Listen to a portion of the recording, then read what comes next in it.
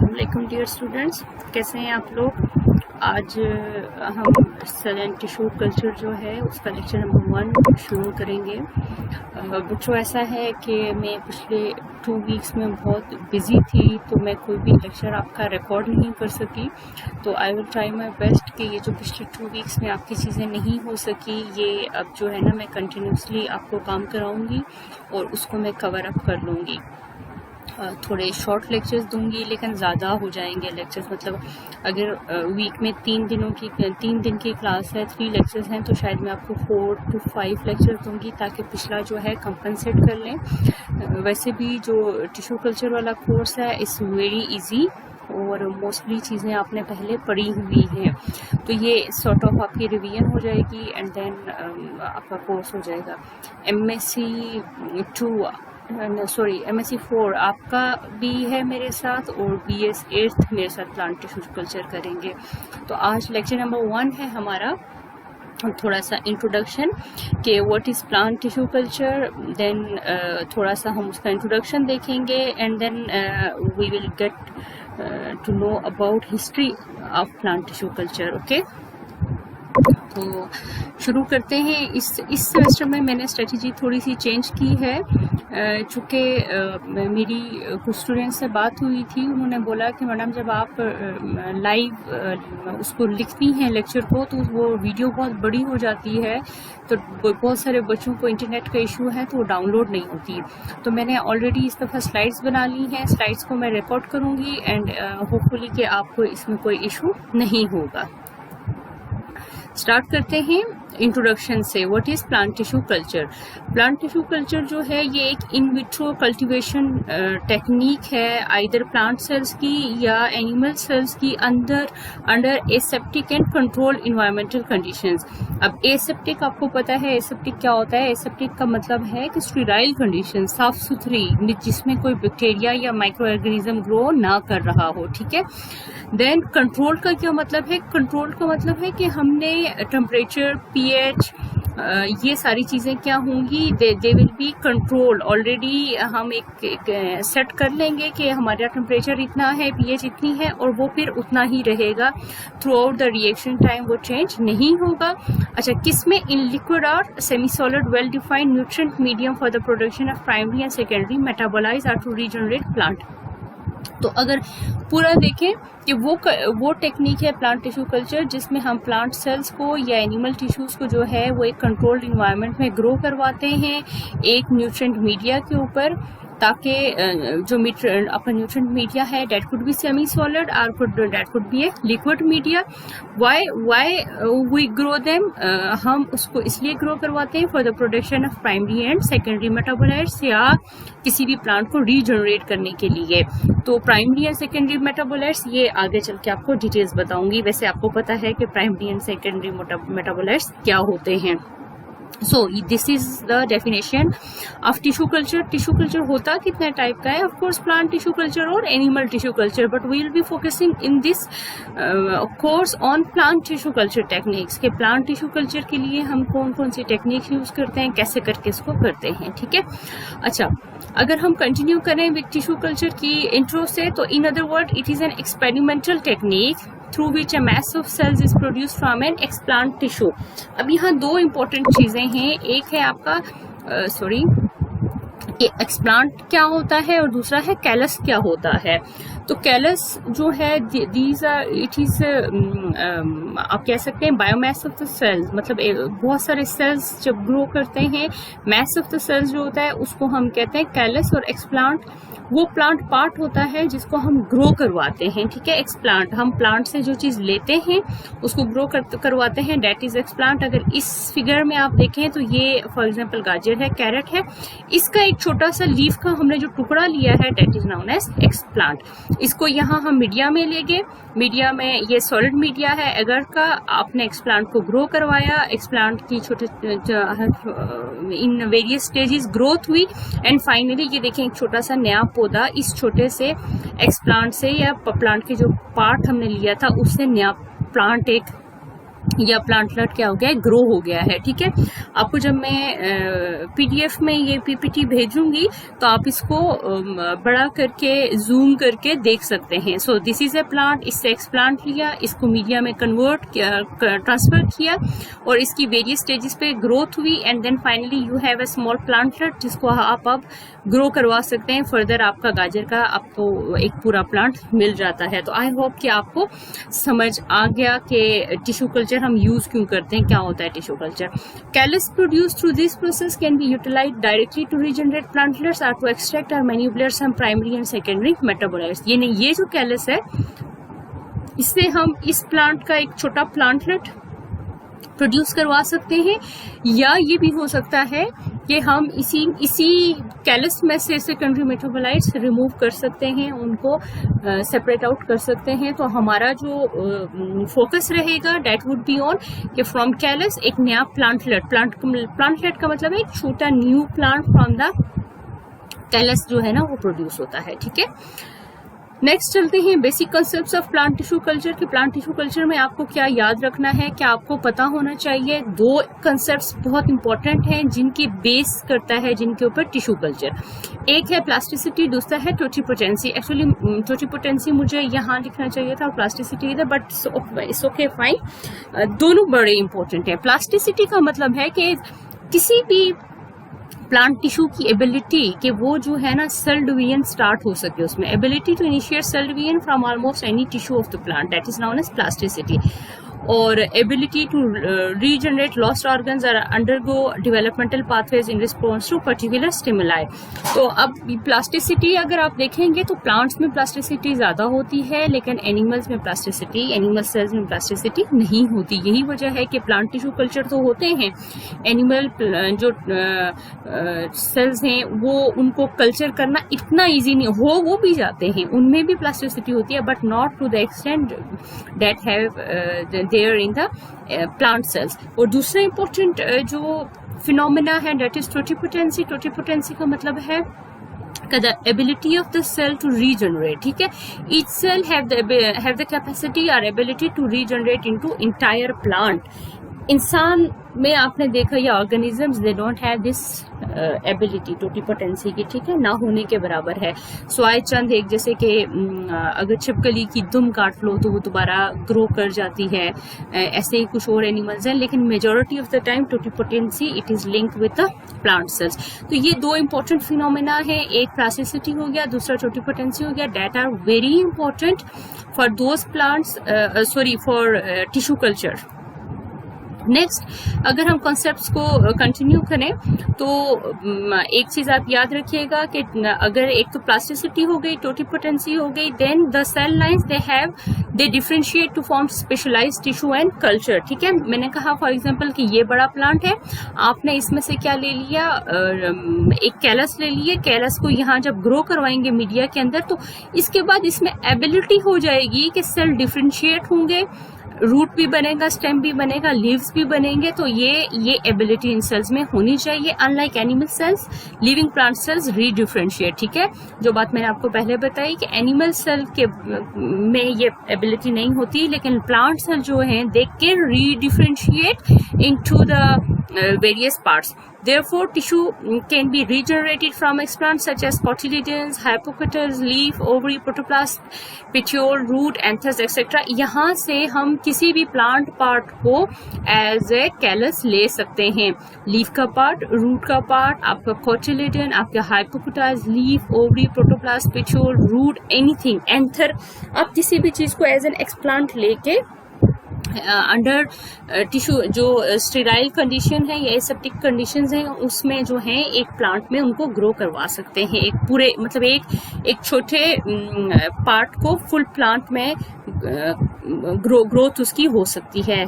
ठीक है, अब अगर हम हिस्ट्री की तरफ चले जाएं कि what is history of plant tissue culture, तो सबसे पहले 1902 में एक जो है ना प्लांट फिजियोलॉजिस्ट था गोटलिब हबरलैंड, इसने क्या किया, इसने पैलिसाइड सेल्स लीव के लिए और उनको नोप साल्ट सोल्यूशन जो है उसमें ग्रो करवाया। ये जो नोप साल्ट सोल्यूशन है ये यहाँ पे दिस इज ए मीडियम। ठीक है, के मतलब मीडियम, जैसे कि आपको खाना चाहिए ग्रो करने के लिए, ठीक है, प्लांट्स को क्या चाहिए होता है, उनको वेरियस फर्टिलाइजर्स चाहिए होते हैं, सॉइल चाहिए होती है। तो अगर आप लैब में ग्रो करवाएंगे तो आपको क्या चाहिए होगा, एक मीडियम चाहिए होगा। तो उसने नॉप्स साल्ट सोल्यूशन, नॉप्स किसी साइंटिस्ट के नाम पे एक सोल्यूशन होगा, वेरियस सॉल्ट्स उसमें होंगे, उसमें ज्यादा क्या था, सुक्रोज था।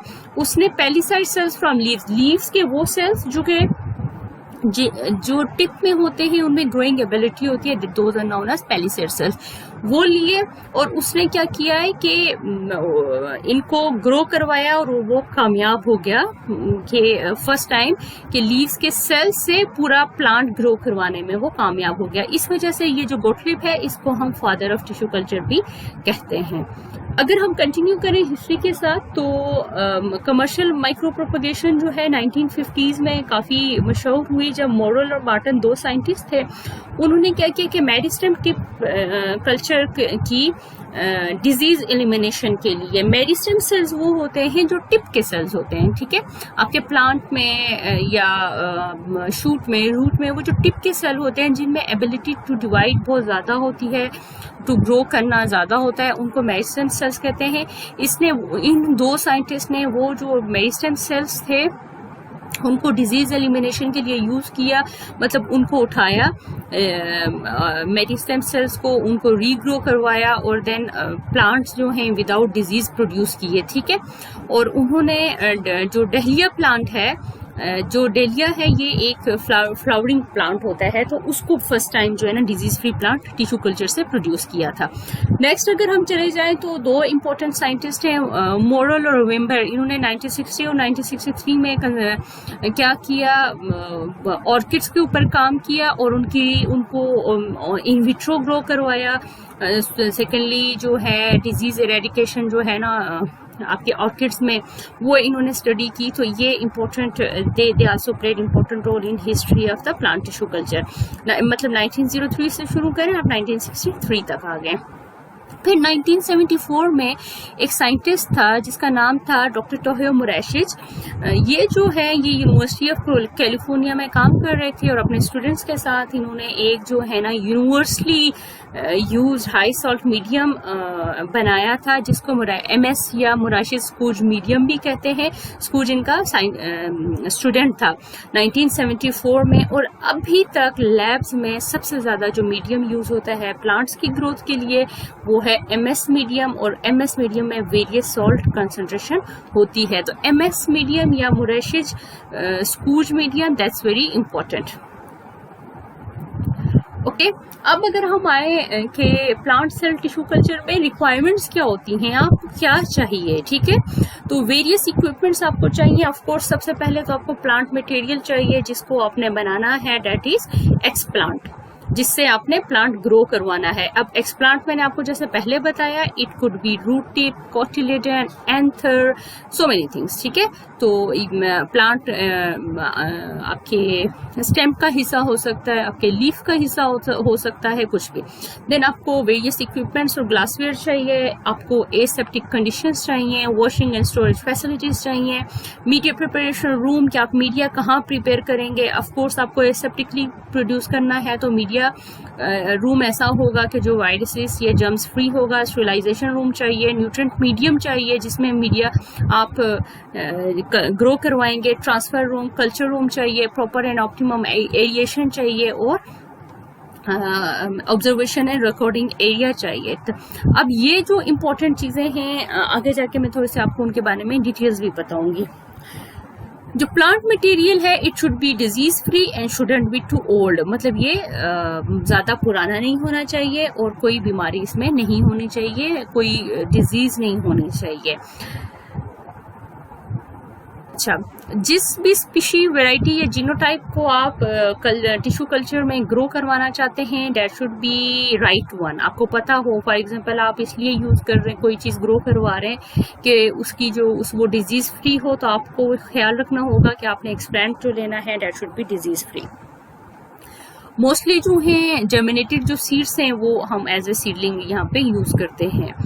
और वो चूंकि मच मोर रेडिली स्टेरिलाइज हो जाते हैं देन द plant tissues के.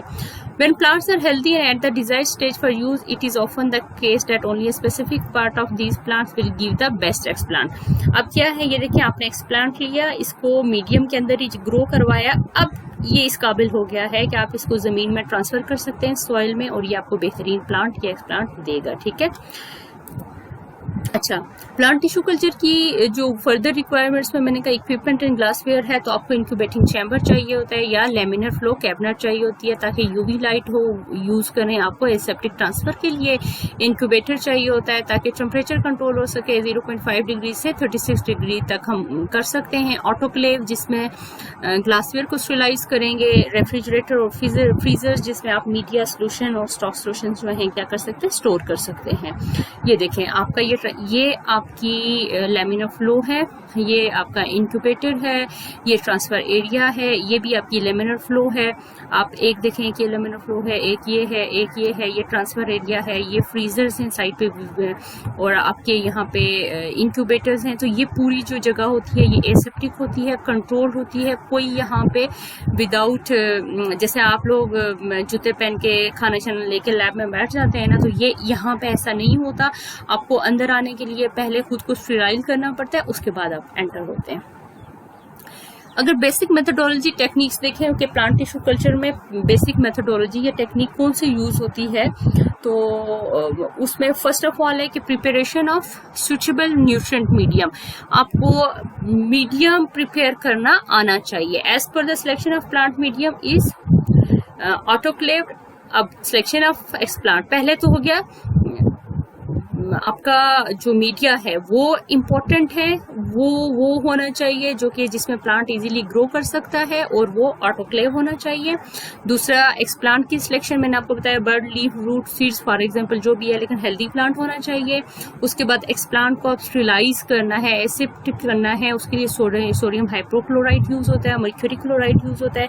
ये सारे आपने आजकल देखा होगा कि कोविड में सारे कहते हैं कि हैंड सैनिटाइज करें, और अक्सर जो इश्तहार दे रहे हैं सैनिटाइजर्स के थ्रू दे टेल यू के हमारा जो सैनिटाइजर है अल्कोहल बेस्ड है, उसमें सोडियम हाइपोक्लोराइड है. क्यों? क्योंकि these are aseptic, they kill the germs. फिर इनोकुलेशन, आपने अपने जो रूट है, लीफ है, बेड जो एक्सप्लांट है, उसको मीडिया में जो ट्रांसफर करना है, तो वो जगह आपकी जो है साफ सुथरी होनी चाहिए. और the sterile explant is inoculated and solidified nutrient medium under aseptic conditions. ठीक है. नेक्स्ट आ जाए, आपने वंस आपका मीडियम हो गया, मीडियम के बाद आपने उसके बीच में एक्सप्लांट को ट्रांसफर किया और आप उसको 25 डिग्री सेंटीग्रेड के ऊपर क्या करते हैं, इंक्यूबेट कर देते हैं. ठीक है. रीजनरेशन होती है प्लांट्स की, और जब आप कैलस जो है, पोर्शन ऑफ कैलस है, उसको फिर एक मीडियम से दूसरे मीडियम में डालते हैं, और उसकी मजीद हम उसको सब कल्चरिंग कहते हैं. मतलब आपने एक एक्सप्लांट था, उससे 2, 3, 4, 5 आपके प्रोड्यूस हो गए. Then you do various techniques. इसको हार्डनिंग, मतलब हार्डनिंग का ये मतलब नहीं होगा कि आपने जो भी प्लांटलेट आपके पास आया है तो उसको हार्ड करेंगे, बल्कि उसका ये होता है कि उसमें जो इन्वायरमेंटल कंडीशंस है ना, वो थोड़ी सी आप उसमें चेंज करते जाते हैं. थोड़ी जैसे आप पहले उसको ज्यादा लाइट दे रहे थे, ज्यादा मीडिया दे रहे थे, पीएच बड़ी बैलेंस रखी हुई थी, तो वो ये होता है कि वो आइडियल कंडीशन में सिर्फ और सिर्फ उस वक्त आपकी लैब में ग्रो कर रहा होता है. लेकिन फिर आहिस्ता आहिस्ता आप उसको हार्डन करते हैं, आप उसकी इन्वायरमेंटल कंडीशंस को आपका जो खेत है उसकी कंडीशंस के इक्वल करना शुरू करते हैं. तो that is known as hardening and acclimatization. के प्लांटलेट जो है वो उसका एक्सपोजर हो, ताकि वो जब आप उसको एक लैब से जमीन में ट्रांसफर करें तो वो वहां ग्रो कर सके. ठीक है. फिर जब ये हार्डनिंग का प्रोसेस हो जाता है कि आप उसकी पीएच और टेम्परेचर और ये सारी चीजें according to the normal environment करते हैं, तो उसके बाद प्लांटलेट जो होता है, जो छोटा सा प्लांट ग्रो हुआ होता है एक्सप्लांट से, उसको आप ट्रांसफर करते हैं टू द ग्रीन हाउस और फील्ड्स. ठीक है. ये देख लें, यहाँ पे आपको समझ आएगी. आपके पास फॉर एग्जांपल ये एक प्लांट है, ठीक है, इन द फील्ड, ये खेत में है, जड़ें हैं इसकी. ये आपने इससे क्या किया, छोटा सा प्लांट लिया. ठीक है. छोटे, ये देखें पत्ते थोड़े से ले लिए, उसको वॉश किया, क्लीन किया, सरफेस स्टेरिलाइजेशन की, किसके साथ, सोडियम हाइपोक्लोराइड के साथ. ये इंपॉर्टेंट डायग्राम है, सारे लोग इसको समझेंगे. सोडियम हाइपोक्लोराइड के साथ इसकी क्या की, सरफेस स्टेरिलाइजेशन, मतलब इसके सरफेस के ऊपर से सारे जर्म्स को रिमूव किया। अब आपने इसको ट्रिम कर लिया छोटे छोटे पार्ट्स में और इसको मीडियम में रखा है। मीडियम जो है वो आपका सॉलिड है यहाँ पे, ठीक है, सॉरी सॉलिड नहीं है, लिक्विड है। आपने इसको ट्रिम किया, वॉश किया और अब आपने इसको मीडियम में डाल दिया। स्टेम एक्सप्लांट है, मीडियम कौन सा, एमएस या मोरेशियस कूच मीडियम है। अब देखें जब आपने मीडियम में डाला तो ये आहिस्ता आहिस्ता ग्रो कर रहा है। जब ये ज्यादा ग्रो करेगा तो आपने इसमें से कैलस छोटे छोटे पार्ट निकाले और अलग अलग अलग, जिसको सब कल्चरिंग कहते हैं, उसमें ट्यूब्स में ग्रो करवा लिए। अब ये वाली भी और ये ट्यूब्स भी देखें ये ग्रो करेंगी और बर्ड्स निकालना शुरू करेंगे। आप इंक्यूबेट करेंगे इसको 50 से 70 डिग्री के ऊपर, सॉरी 25 से 25 डिग्री सेंटीग्रेड के ऊपर, और ह्यूमिडिटी होगी इसमें कोई 50-70%। तो 16 घंटे के लिए आप इसको क्या करेंगे, इंक्यूबेट करेंगे टेम्परेचर मेंटेन करके। अब ये देखें ये छोटे छोटे बर्ड्स निकले, ये सिर्फ इसमें नहीं बल्कि इन सारों में निकलते हैं, हजारों की तादाद में होते हैं। यहाँ आपको समझाने के लिए 2-3 जो टेस्ट ट्यूब्स हैं वो शो किए हैं। अब ये देखें यहाँ देयर आर माइक्रोशूट्स आपके कैलस के अंदर या जो भी छोटा सा प्लांट है। अब ये देखें ये जो बर्ड था, जो लीफ के या स्टेम के छोटे छोटे टुकड़े थे, ये यहाँ छोटा सा प्लांटलेट बन गया। नन्हे से लीव निकल आए, नन्ही सी रूट्स निकल आई। अब ये जो प्लांटलेट है इसको आप हार्डनिंग करते हैं या एक्लिमेटाइजेशन करते हैं ताकि ये थोड़ा हार्ड हो सके और इसको हम ग्रीन हाउस में या आपका जो फील्ड है उसमें क्या कर सके, ट्रांसफर कर सके। हम इसको यहाँ से निकालेंगे। जब थोड़ी सी हार्डनिंग हो जाएगी, ये इन्वायरमेंट फ्रेंडली कंडीशन में ग्रो करना शुरू करेगा, तो उसके बाद हम छोटे से ये देखें ट्यूब में डाल के, मिट्टी में डाल के हम इसको ट्रांसफर कर लेंगे ग्रीन हाउस में। और ये देखें ये यही प्लांट है जो अब आपका ग्रीन हाउस में है या फील्ड में है और फिर प्लांट ये आ गया। तो ये देख लें एक पूरा साइक्लिक प्रोसीजर है। तो आई होप कि आपको समझ आई होगी।